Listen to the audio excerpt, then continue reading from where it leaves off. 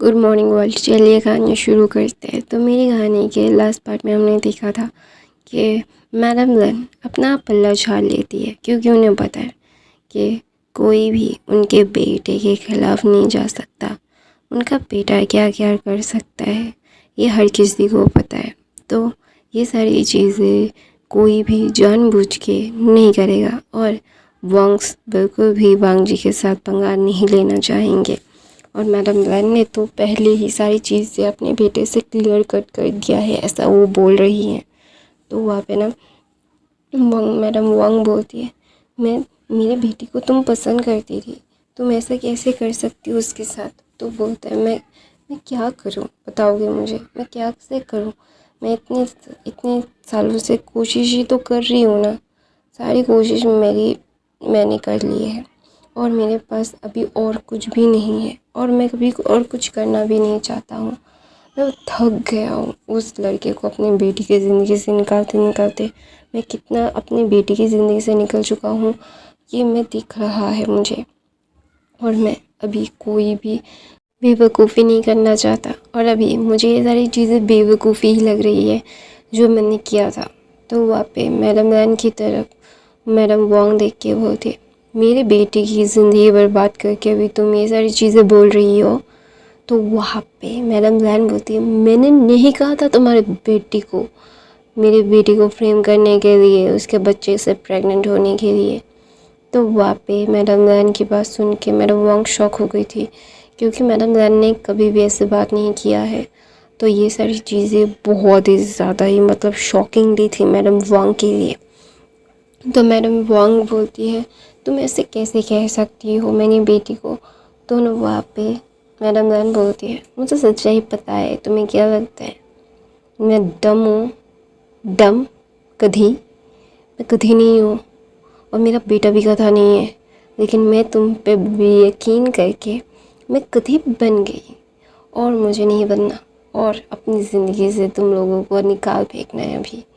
तो मैडम रैन अपने गार्ड्स को बुलाती है और बोलती है, इस फैमिली के कोई भी मेंबर को लैंड मेंशन में एंट्री की इजाज़त नहीं है, धक्के मार के बाहर निकालो उन लोगों को। ऐसा बोल के मैडम रैन अपने रूम में जाती है, एक ठंडा सा चिल्ड शावर लेती है, और फिर वो ना लेटने जाती है। तो वहाँ पे वांग जी अपनी मदर को कॉल करता है, और वो चिल्ला के बोलता है, आपकी वजह से वो मुझे कमरे से निकाल दिया था, और उसकी तबीयत ख़राब है। तो मैडम ना तुरंत ही खड़ी हो जाती है और बोलती है, मतलब। तो बोलता है, वो हॉस्पिटल में है, उसको क्या हो गया है मुझे नहीं पता चल रहा, वो डॉक्टर भी कुछ नहीं बोल रहे हैं मुझे। वांग जी बहुत पैनिक कर चुका था और अपनी मॉम के सर बोल रहा था। तो उसकी मॉम भाग के हॉस्पिटल आती है। तो वहाँ पे जियांग सिबलिंग्स भी थे, और वहाँ पे जियांग चेन वांग जी को घूर घूर के गुस्से में देख रहा था, और वांग जी को पता है कि उसकी गलती है, तो इसीलिए तो ना वहाँ पे ये मतलब वैंचिंग बाहर आती है, और आते ही बोलती है, मुझे पता है कि तुम उसके साथ अच्छे से रह रहे हो, लेकिन फिर भी उसकी बॉडी बहुत ही ज़्यादा वीक है, और वो प्रेग्नेंट भी हो चुका है, और ये सारी चीज़ें बहुत ही ज़्यादा है। तो वहाँ पे वांग जी ना बहुत रोने लगता है, मैं भी क्या करूँ। तो वहाँ पे मैडम रैन बोलती है, उसका अच्छे से ध्यान रखो, सारी चीज़ें भूल के उसके पास रहो। तो सब लोग ना मैडम रैन की तरफ देख रहे थे, ये आंटी भी मैडम रैन की तरफ देख रही थी। तो मैडम रैन बोलती है, हाँ मुझे पता है मैं चुड़ैल जैसी दिख रही, मैं बातें करती हूँ, लेकिन इसका मतलब ये नहीं है मैं सच में चुड़ैल हूँ, मुझे इन्फ्लुएंस किया गया था। तो वहाँ पे मैडम रैन बोलती है, और मैं उसके लिए रिग्रेट भी करती हूँ, और मैंने कभी भी उसे हर्ट करने के लिए नहीं कहा था, मैंने सिर्फ उसे डराने के लिए कहा था, लेकिन मुझे नहीं पता था कि वो लड़की ऐसा करती है। तो वहाँ पे जेंगशन बोलते हैं, मैं उस लड़की को मार देना चाहता हूँ। तो मैडम रैन बोलते हैं, तुम अपने भाई को प्रोटेक्ट करने के लिए क्या करते हो, मुझे क्यों बोल रहे हो, जो करना है करो। तो वहाँ पे जेंगशन बोलता है, तो अपनी नीड्स के लिए आप परेशान नहीं होंगी। तो बोलते अगर मुझे सच्चाई पता होती तो मैं क्या कभी भी ऐसा करती। मैं सच में हाँ थोड़ा सा लेवल देखती हूँ, थोड़ा सा क्लास अपर क्लास बोलती रहती हूँ, इसका मतलब ये नहीं है मैं कि चुड़ैल हूँ और उसे ऐसे हर्ट करूँगी। मेरा दिमाग थोड़ी ना ख़राब है, मैं एक ह्यूमन हूँ। तो ना वहाँ पे जियांगचन बोलते तो मेरा भाई इसीलिए चुप था आपकी वजह से। तो बोलते तुम्हारा भाई एक नंबर का गधा है, गधा, ये सारी चीज़ें वो जानता है मैं कैसी हूँ, लेकिन फिर भी उसने ऐसा किया। गधा कहीं का, अपने आप को भी हर्ट किया, मेरी बेटी को भी। तो बोलते हैं आपकी वजह से ही। तो बोलते हैं इसलिए तो अप्रिशिएटेड। उसने सबसे पहले मुझे प्रायोरिटी की, इसके लिए मुझे अच्छा लगा।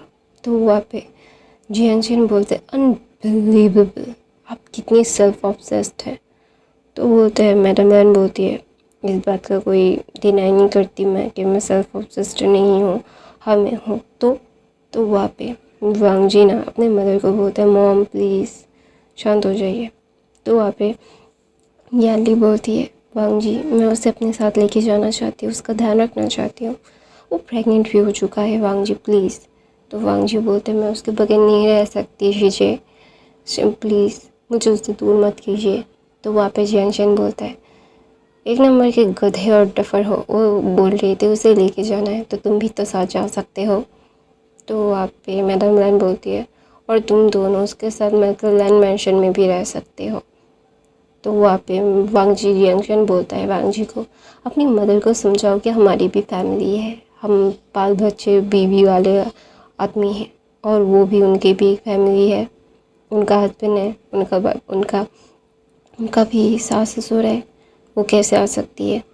तो वहाँ पे मैडम लैन बोलती है मैं उनके साथ बात कर लूँगी। तो वहाँ पे वांग जियांग बोलता है नो थैंक यू, आप अगर चाहे तो हमारे घर पे रह सकती है। तो ना वहाँ पे मैडम लैन बोलती है तुम बहुत अकड़ू हो। तो वहाँ पे जियांग बोलता है तो आप। तो ना वो दोनों ही एक दूसरे से तू मैं कर रहे थे। डॉक्टर ने बोला था कि विंग थोड़ा वीक है, थोड़ा सा उसे अच्छे से केयर करना पड़ेगा, कोई सीरियस बात नहीं है। हाँ उसकी बॉडी मतलब बहुत ही ज़्यादा वीक है, इसके लिए सीरियस होना पड़ेगा, लेकिन उसकी जान पे अभी कोई खतरा नहीं है। इसीलिए जियांग और मैडम लैन ऐसे बात कर रहे थे। तो वहाँ पे जियांग बोलता है तो तुम अपनी शादी को कब अनाउंस करोगे। तो वहाँ पे मतलब मैडम लैन जियांग को बोलती है उसने बहुत पहले शादी अनाउंस कर दी, देखो अभी सारी हेडलाइंस पे उसका विंग की शादी अनाउंस हो रही है।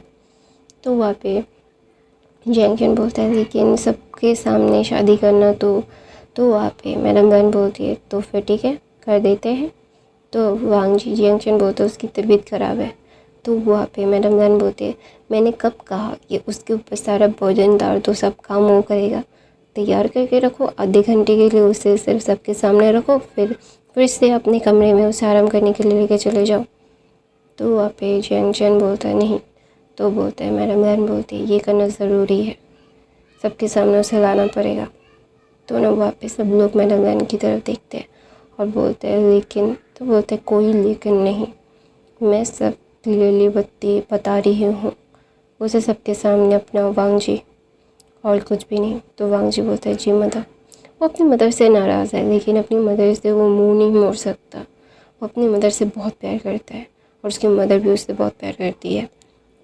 तो इसीलिए तो वहाँ पे विंग ना जब रूह से हो जाता है तो वहाँ पे मैडम लैन बैठी हुई थी और गुस्से में थी वो। तो वहाँ पे विंग ना कुछ नहीं बोलता। तो मैडम लैन गुस्से में बोलती है मैंने तुम क्या मुझे बता नहीं सकते थे कि वो तुम्हारे साथ ऐसा कर रही थी। तो वहाँ पे विंग कुछ नहीं बोलता। तो बोलते आपने ही तो मुझे बांध के रखा था। तो वहाँ पे मैडम लैन बोलती मैंने तुम्हें ऐसे मतलब बातें सुनाई है, मैं तुम्हें ऐसे टॉर्चर नहीं करना चाहती थी। तो बोलते जब मुझे टॉर्चर किया जा रहा था आप तो देख भी रही थी। तो बोलते कब, मैंने तुम्हें हाथ उठाने के लिए तुम्हारे ऊपर हाथ उठाने के लिए मना किया था, वो उसने बोला था कि तुम गिर गए थे भागते भागते इसीलिए। तो वहाँ पे मैडम लैन की तरफ विंग देख के बोलता है आपने उसकी यकीन किया। तो वहाँ पे विंग और मैडम लैन बातें कर रहे थे और वो अपने कन्वर्सेशन कर रहे थे और वो तीनों मैडम मतलब यान ली जियांग और वांग जी देख रहे थे। और विंग बोल रहा था मुझे आपकी इस चिंता थी। तो बोलता है तुम्हें अपनी चिंता करनी चाहिए थी तब। तो बोलता है फिर भी आप वांग जी की मदर थी तो इसीलिए। तो बोलता है मैं तुम्हारी भी मदर हूँ। तो वहाँ पे विंग ना अपनी टेढ़ी आँखों से मैडम लैन की तरफ देखता है। तो मैडम लैन विंग के पास जाकर उसे अपनी बाहों में लेके रोती हुई बोलती है आई एम सो सॉरी, मुझे माफ़ कर दो, मेरी वजह से तुम्हें बहुत सफ़र करना पड़ा है और आई प्रॉमिस यू वो चुन चुन के मैं बदला लूँगी, मैं बिल्कुल भी उन लोगों को नहीं छोड़ूंगी, आई प्रॉमिस यू दैट। तो वहाँ पे विंग ना रोते हुए बोलता है मैं बहुत डर गया था तो ना वहाँ पे वहाँ मैडम लान बोलती है शांत हो जाओ, कुछ भी नहीं होता, मैं हूँ ना सारी चीज़ें हैंडल करने के लिए, मम्मा है। तो वहाँ पे मैडम लान वांगजी की तरफ देख के बोलती है डिस्ट्रॉय कर दो। तो ना ऐसे बोल के मैडम लान विंग को हक करके रखी थी। तो वहाँ पे शिचैन और चिंगेंजुन और लैनचुरन आते हैं। और लैनचुरन को जब सच्चाई पता चलती है तो वो तीनों बोलते हैं क्या हम फैमिली मेम्बर्स नहीं हैं, हमें कुछ पता ही क्यों नहीं है। तो वहाँ पे मैडम लान विंग उनकी बाहों में सो गया था। तो वहाँ पे ना उसे अपनी बाहों में टाइटली पकड़ के चिल्ला के बोलती है यहाँ पे चिल्लाना बंद करो, ये सो रहा है, इसकी तबीयत वैसे ही ख़राब है और तुम लोग यहाँ पे आकर चिल्ला रहे हो। अपने काम से निकलोगे तो ही घर में क्या चल रहा है जान पाओगे। गधे तीनों के तीनों, चारों के चारों गधे कहीं के, निकलो यहाँ से।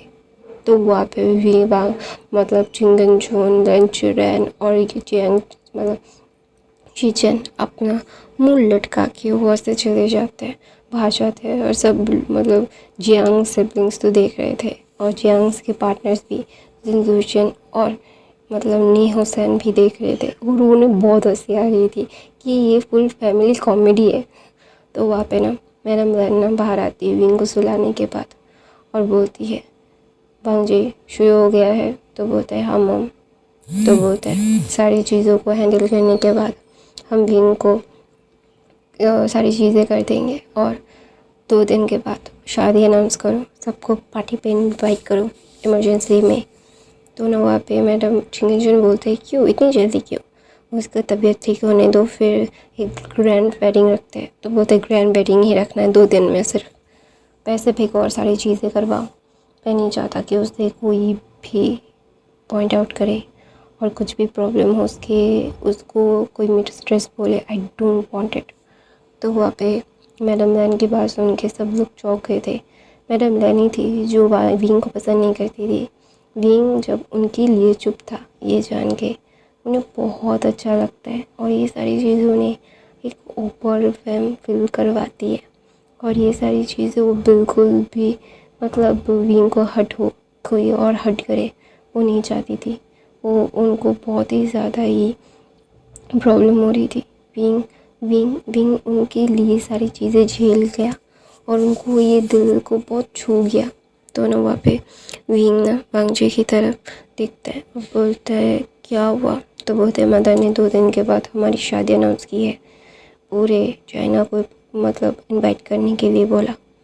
तो वहाँ पे विंग बोलता है मेरी तबीयत ठीक नहीं है। तो वहाँ पे मैडम लैन आके बोलती है मैंने तुम्हें काम करने के लिए नहीं बोला, तुम वहाँ पे रहोगे थोड़ी देर, सिर्फ अपना चेहरा दिखाओगे, एक अपना सुंदर सा चेहरा, सब लोग फ़ोटो क्लिक करेंगे और सारे पब्लिक मीडिया पर्सन्स वहाँ पे पब्लिश होगा, जस्ट इतना ही।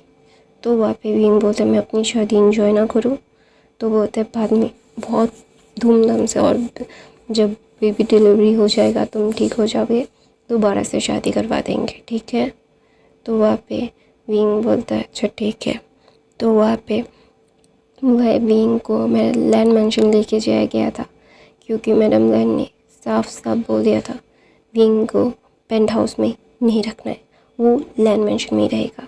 और मैडम लैन के ऊपर कोई बोल ही नहीं पाया क्योंकि मैडम लैन आग उगल रही थी, क्योंकि वो बहुत ही ज़्यादा ही टूटी हुई थी अंदर से, क्योंकि उनकी वजह से विंग को कितना ह्यूमिलिएशन हुआ है और कितना तकलीफ़ हुआ है और कितने ज़्यादा झूठ बोला गया है उनसे और ये सारी चीज़ें बोली गई ना, तो बहुत ही ज़्यादा ही ना उनको हर्ट हुआ था और ये सारी चीज़ें वो ना बिल्कुल ले नहीं पा रही थी और विंग को अपने से अलग ही नहीं कर रही थी। वो विंग से उन्होंने बहुत बार जब भी उन्हें याद आता और वो ना तो सॉरी बोलती रहती। तो वहाँ पे 2 दिन बीत जाते। वांग जिशन कुछ प्लान कर रही थी कि वो कुछ करेगी, उससे पहले ही उसकी सारी चीज़ें ना ख़राब होने लगी थी। उसे पता नहीं चल रहा था कि वो अभी क्या से मतलब ये सारी चीज़ों को हैंडल करे। उसकी फैमिली की सारी चीज़ें टूट रही थी, बिज़नेस एकदम बैंकक्रप्ट होने की कगार पे आ गया था और वो अपने बॉयफ्रेंड को बोल रही थी कि कुछ करो, उसका बॉयफ्रेंड भी कुछ कर नहीं पा रहा था। और ये सारी चीज़ें सोचते सोचते वो ना बहुत ही ज़्यादा उससे तकलीफ़ हो रही थी। वो ना मतलब हर तरीके से एक्सपोज हो रही थी और ये सारी चीज़ें वो बिल्कुल भी हैंडल नहीं कर पा रही थी। तो वहाँ पे ना वांग जिशन और मैडम वांग लैंड मैंशन में आ रहे थे और वहाँ पे विंग और मैडम लैन बैठी हुई थी और मैडम लैन विंग को अपने हाथों से खाना खिला रही थी। तो वहाँ पे विंग ना खाना खाने को बोल रहा था, नहीं अभी नहीं खाना मुझे। तो मैडम लैन उसे बोलती है एक और बाइट खा लो फिर नहीं खिलाऊँगा। तो वहाँ पे ना विंग ना खा लेता है और चबा रहा था। तो वहाँ पे मैडम लैन बोलती है इतना चबाने की ज़रूरत नहीं है, खाओ प्रॉपरली, कि तुम बिल्कुल नहीं खा रहे हो, ऐसे तो और तबीयत ख़राब हो जाएगी तुम्हारी। तो वहाँ पे ना वांग जिशन और मैडम वांग आई थी मैडम लैन से मदद मांगने के लिए। तो ना वहाँ पे उन लोगों को तो अंदर जाना अलाउ नहीं था। तो मैडम लैन को जब फ़ोन आता है तो ना मैडम लैन उससे बोलती है अंदर आने दो। तो वहाँ पे ना वांग जिशन बोलती है aunty I am so sorry, मैंने आपको बहुत ही ज़्यादा बिट्रे किया है, मुझे पता है आप मुझसे गुस्सा हो, लेकिन मुझे प्लीज़ माफ़। तो ना वहाँ पे मैडम लैन को ऐसे बोलते बोलते आ रही थी और वो ना वहीं पे फ्रीज़ हो जाती है। देखते हैं कि मैडम लैन प्लेट पकड़ी हुई है खाने की और विंग को खिला रही है। तो ना वहाँ पे विंग को ना वहाँ पे बादाम का हलवा है ना, वो कटोरी थी, वहाँ से चम्मच लेके मैडम लैन विंग को बोलती है मैंने बोला कि सब कुछ ठीक है, तुमने खाया है, अभी थोड़ा मीठा खाओ। ये बोल के मैडम लैन विंग को बादाम का हलवा खा रही थी, क्योंकि बादाम का हलवा बहुत अच्छा होता है, वो हाई प्रोटीन वाला होता है और वो बहुत ही ज़्यादा हैवी होता है। तो विंग फीलिंग रहेगा। तो विंग बोलता है मीठा, तो बोलता है हाँ खाना अच्छा होता है। तो बोलते हैं विंग बोलता है अच्छा ठीक है। तो विंग खा रहा था, तो ना वहाँ पे हलवा खा रहा था और वहाँ पे वांग जिशन देख के ना वो बहुत गुस्सा हो जाती है, क्योंकि जब मैं वांग जिशन प्रेग्नेंट थी फिर भी मैडम लैन ने उसका इतना अच्छे से ध्यान नहीं रखा। मैडम लैन को लगा ही नहीं कि वांग जिशन का ध्यान रखना चाहिए। जैसे विंग के बारे में पता चलते ही विंग प्रेग्नेंट है तो उसकी भी प्रोटेक्टिवनेस एक अच्छा मतलब एक होता है ना कि एक दादी वाली फीलिंग आ गई थी। एक दादी को पता चल जाता है कौन उसका ग्रैंड चाइल्ड है और कौन नहीं, आने वाला है या नहीं। तो वहाँ पे ना मैडम लैन बोलती है आई एम सो सॉरी, मैं अभी तुम लोगों को वक्त नहीं दे पाऊँगी क्योंकि अभी मुझे उसका ध्यान भी रखना है। तो ना वांग जिशन बोलती है आंटी प्लीज़, आई नो मैंने आपको बिट्रे किया है, आप बहुत गुस्सा हो मुझसे और आपका गुस्सा होना एकदम जायज़ है, लेकिन हमें भी मदद कीजिए, मैं आपकी नीज़ हूँ और ये आपकी बहन है। तो वहाँ पे ना मैडम लैन एक डेफिन सी स्माइल देके बोलती है तुम्हें क्या लगता है मैं इतनी आसानी से भूल जाऊँगी सब कुछ? बर्बादी शुरू हुई है। ऐसा बोल के वो अपने सर्वेंट्स को बोल के इन्हें बाहर फेंकवा देती है। फिर 2 दिन के बाद शादी परफॉर्म होती है और विंग का अच्छे से ध्यान रखा जाता है दूसरी तरफ से।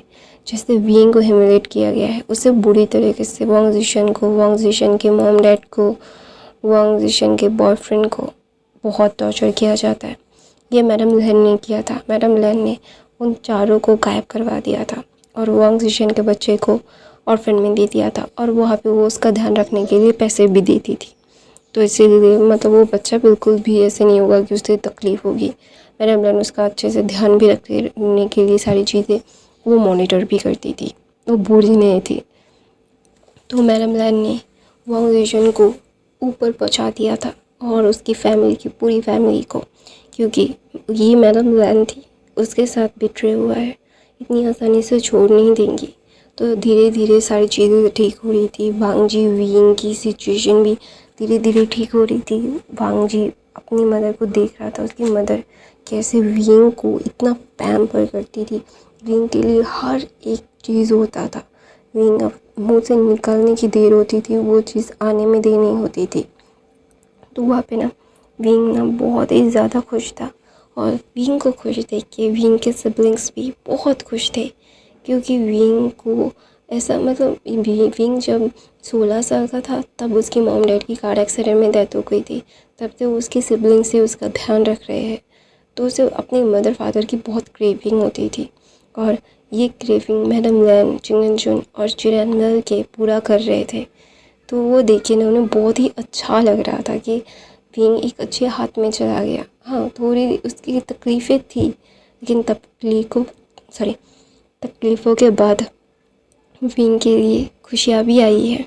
तो ये खुशियाँ उसके लिए परमानेंट है और ये जानते हैं वो दोनों। तो वहाँ पे मतलब जियांग चैन और यान ली मतलब विंग से मिलने के लिए आते थे। तो विंग ना वांग जी को बहुत ही तंग करता था। विंग बहुत परेशान करता था। विंग वांग जी को रात को वो सोने नहीं देता था क्योंकि विंग को भी किक करता। विंग परेशान होता था तो वांग जी को भी वो जगा के रखता था। ऐसा नहीं था वांग जी परेशान होता था, उसे इरिटेशन होती थी, नहीं, वांग जी भी विंग के लिए हमेशा अवेलेबल रहता था। विंग को प्यार करता था, विंग के साथ रहता था। वांग जी ने भी वो सफ़र करने की पूरी कोशिश की है। विंग जो सफ़र कर रहा है, तो ऐसे ही 9 महीने बीत जाते हैं। 9 महीने के बीतने के बाद विंग को एक क्यूट सा अल्फा बेबी गर्ल होती है जिसका नाम लैन इन रखा जाता है। इन तो ना वहाँ पे लैन इन को मैडम लैन बहुत प्यार करती है क्योंकि उनका कोई लड़की नहीं थी, ये तो अल्फा थी, वो लड़की अल्फा थी। तो विंग इंग लैन इंग को बहुत ही ज़्यादा मैडम लैन पैम्पर करती थी। मैडम लैन ने ही लैन इंग को बिगाड़ के रखा हुआ है। ऐसे ही 5 साल बीत जाते हैं। 5 साल के बीतने के बाद विंग अपनी बेटी के पीछे पीछे भाग रहा है और बोल रहे थे कि कुछ तो खा लो ना इंग, तुम ऐसे नहीं करते। वो फिर इंग बोलती नहीं, मुझे ग्रैंड माँ खिलाएगी, ग्रैंड माँ को बुलाओ। तो वहाँ पे विंग बोलता है ग्रैंड माँ काम पे है, प्लीज़ बेबी, ऐसा नहीं करते। तो ना इंग बोलती है नहीं नहीं नहीं, मुझे ग्रैंड माँ चाहिए, ग्रैंड माँ चाहिए, ग्रैंड माँ चाहिए। और विंग परेशान होकर सोफे पे बैठ जाता है। तो वहाँ पे मैडम लैन आती है और बोलती है मेरा लिटिल डॉल कहाँ पे है। तो विंग गुस्से में बोलता है आप अपने पास अपने लिटिल डॉल को लेके जाइए, ये मुझे इतना ज़्यादा परेशान करती है, बिल्कुल नहीं खाती है, मेरी ज़िंदगी को परेशान में रखा हुआ है। दोनों वहाँ पे लैन इंग को गोद में लेती है और बोलती है बेबी अपनी मदर को ऐसे क्यों परेशान किया आपने, ये तो गलत बात है, मम्मा को परेशान नहीं करना चाहिए आपको। दोनों वहाँ पे लैनिंग बोलती है नहीं ग्रैंड माँ, मैंने मम्मा को परेशान नहीं किया, मम्मा को मैंने बोला कि ग्रैंड माँ आएगी तभी मैं खाना खाऊंगा। तो बोलते ये गलत बात है, ग्रैंड माँ को काम होता है ना बेबी। दोनों वहाँ पे इंग ना मुँह उतार लेती है अपना। तो वहाँ पे मैडम लैन ना बोलती है ओह मेरा कपकेक, ऐसा नहीं करते। तो वहाँ पे सब लोग ये ड्रामा देख रहे थे और वांग जी विंग के पास आके उसे हक करके बोलते छोड़ दो ना। तो बोलते छोड़ ही तो दिया है, ऐसा बोल के वो ऐसे जा रही थी। तो वहाँ पे वांग जी की तरफ विंग देख के मुंह फुला के वहाँ से चला जाता है। तो लैनिंग ना मतलब लैनी बोलती है देखा तुमने मम्मा को नाराज़ कर दिया, ऐसा नहीं करते बेबी, ये गलत बात है। तो वो ना वहाँ पे वांग जी की गोद में मतलब ये इंग जाती है और बोलती है पापा मम्मा नाराज़ हो गई। तो बोलते नाराज़ नहीं होना चाहिए उन्हें, तुमने उन्हें कितना परेशान किया पूरा दिन, वो भी तो काम करती है ना, ऐसा नहीं करते बेबी। तो वहाँ पे ना इंग बोलती है अच्छा ठीक है सॉरी, चलिए मम्मा को मनाते हैं। तो ना वांग जी और इंग जाते हैं उसको मनाने के लिए। वांग जी भी विंग को मनाने के लिए जाता है। बिना फोकट पे उसको भी ये सारी चीज़ें सुनने को मिल जाती है। अपनी बेटी की परेशानियों से वो बहुत परेशान है, उसका ओमेगा भी उसे सजा देता है और उसकी बेटी भी। तो वहाँ पे ना विंग या इंग और ये वांग जी बैठे हुए थे और इंग बोलती है मम्मा सॉरी, ऐसा बोल के विंग के गालों में इंग किस करती है, बेबी किस करती है, वांग जी भी किस करके मनाता है। तो विंग ना मुस्कुराता है। तो वांग जी बोलता है I am so sorry for late आने के लिए। तो वांग इंग बोलती है आई एम सॉरी आपको परेशान करने के लिए। तो ना वांग जी अपने दोनों क्यूट से बेबीज़ को अपने हक करके बोलता है आई love you both of you. तो वो दोनों भी बोलता है आई लव यू टू। तो ये फ़ैन फिक्शन यहीं पे ख़त्म होता है। और थोड़ा था लेकिन मैंने शॉर्ट बना दिया है क्योंकि मेरा गला बहुत दर्द कर रहा है तो मैं और नहीं खींच सकती इसे। तो ये फ़ैन फिक्शन यहीं पे ख़त्म होता है। आई होप आपको ये फ़ैन फिक्शन अच्छी लगी। इसके बाद मैं एक न्यू हिस्टोरिक फ़ैन फिक्शन ज़रूर लाऊंगी। आई होप आपको वो भी बहुत ही अच्छा लगेगा और नॉइस आए तो प्लीज़ इग्नोर कर दीजिएगा। मेरे बाकी के फ़ैन फिक्शन देख लीजिएगा। ये फ़ैन फिक्शन कैसा लगा कमेंट करके ज़रूर बताइएगा और लाइक कमेंट ज़्यादा करो guys. I love you, thank you so much for the watching और गाइस मैं थोड़ा सा बीमार हूँ, इसीलिए मेरी एक्सप्लेनेशन ऐसी हो रही है, तो ये एडजस्ट कर लेना। Bye bye guys, I love you.